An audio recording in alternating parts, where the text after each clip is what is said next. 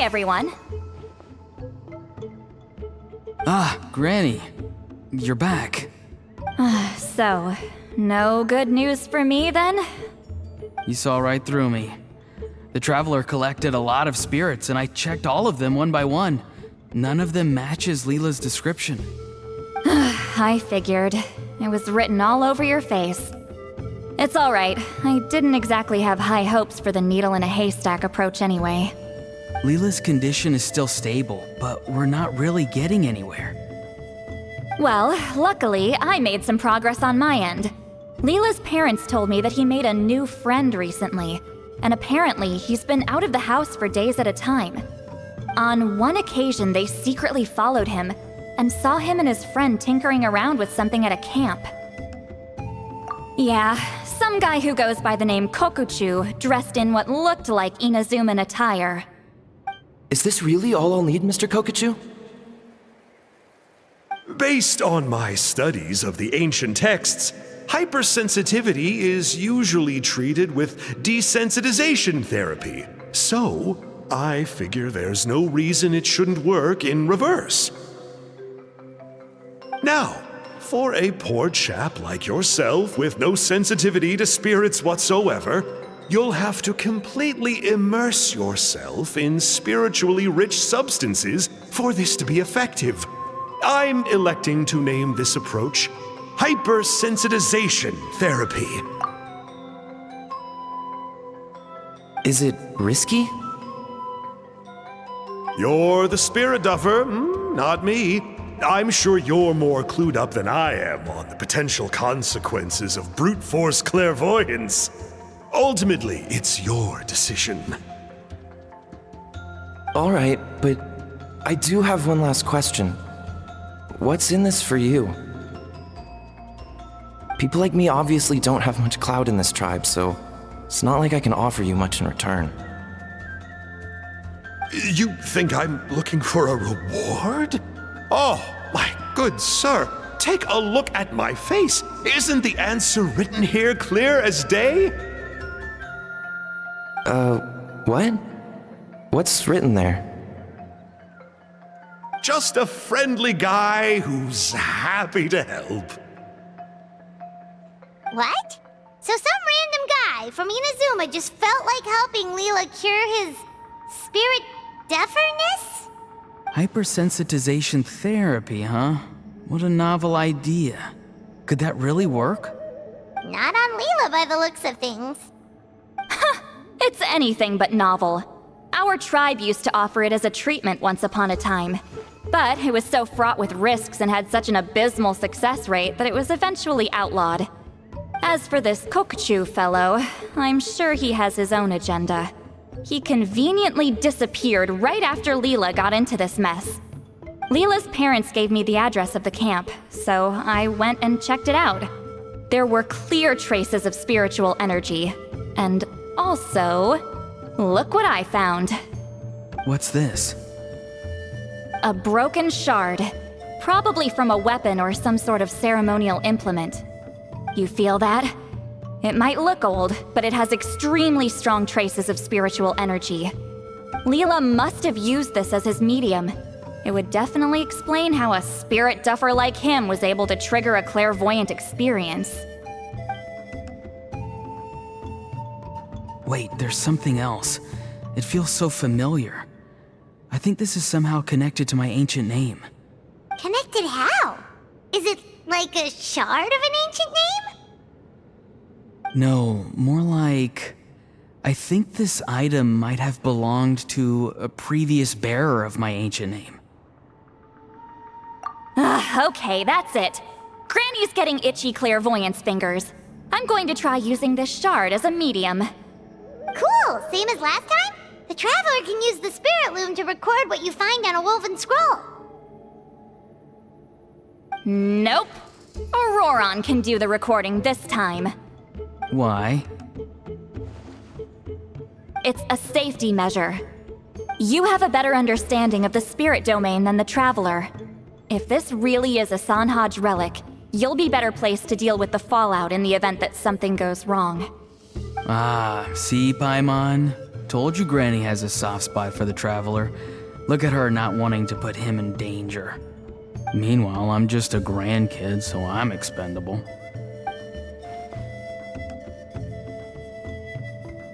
Hey, what are you blabbing on about? Sorry, Granny. I'm ready now. Then let us begin.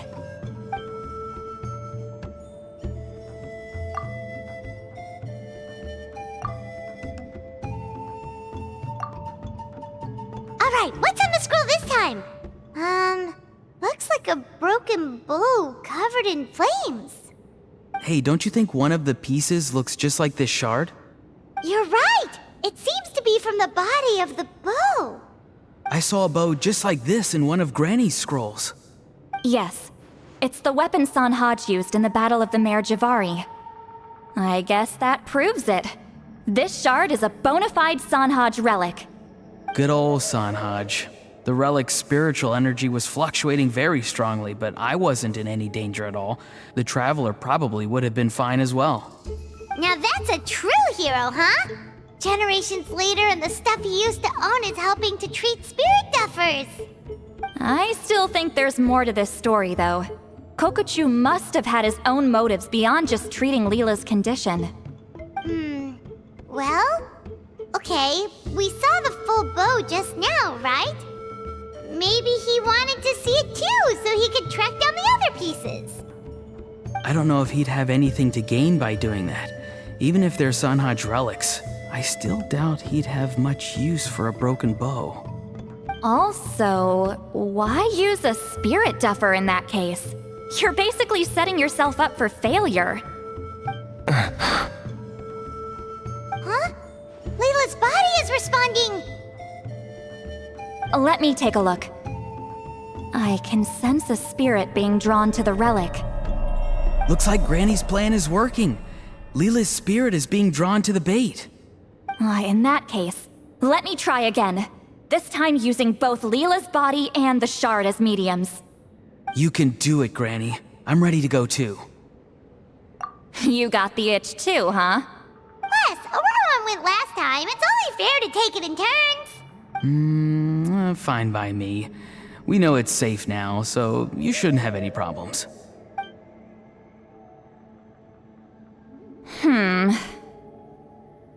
All right, if you insist. Be my guest. Just let me know when you're ready.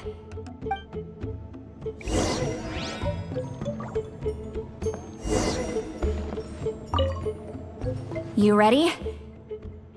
All right.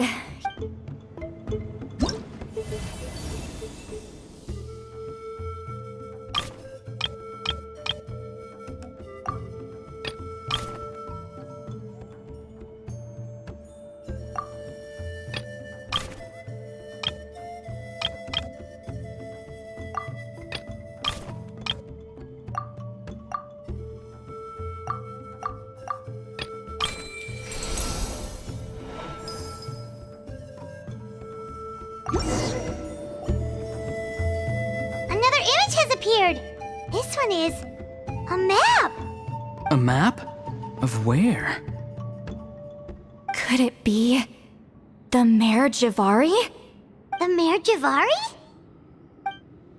The Mare Javari was reduced to a desolate wasteland after that big battle. Or rather, it became known as the Mare Javari after what happened there. The ashes of the monsters and warriors who fought there covered the entire battlefield. Sometimes, bone-chilling cries would be heard from the depths.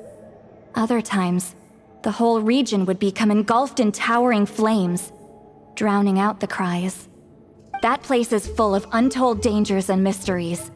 Over the centuries, the finest adventurers have tried to prove themselves by venturing in. Sadly, most ended up perishing there. That lasted up until around 20 or 30 years ago, when strange things started happening. People started speaking of an enormous dark creature the size of a mountain, roaming around inside the Mare Javari. And then, shortly after that, the whole region just completely disappeared. Nobody knows how, but that infamously ominous place just vanished from the face of the world. What? How the heck? I know, right? Anyway, if I'm not mistaken, the place indicated on this map is where it used to be before it disappeared. At the westernmost part of Natlan. It's a very remote location, far away from any of the tribes. There never used to be a settlement there, but there's more people since the Mare Javari disappeared. Anyway, that's just what I've heard. I've never been there myself. This is what age does to you. The older you get, the less adventurous you become. That's just an excuse. Granny's too lazy to take a trip that far away. Hold on a second. There's a spirit approaching the shard and the woven scroll. Oh, Leela's body is responding again! Quite a strong reaction this time. Does this mean what he was really seeking was the Mare Javari's location? I sense it too. There's a soul nearby. Almost a complete one. This is creeping Paimon out! Seems like the plan is working. So, can we just wake him up now? Not today. You might think bringing a spirit back into its body is like pouring water from one bottle into another, but it's far more complicated than that. I need to borrow a ceremonial sword and make some other preparations. It'll take me about 2 days. But don't worry, now that his spirit's returned, there's just one step left. Let's meet up again in 2 days.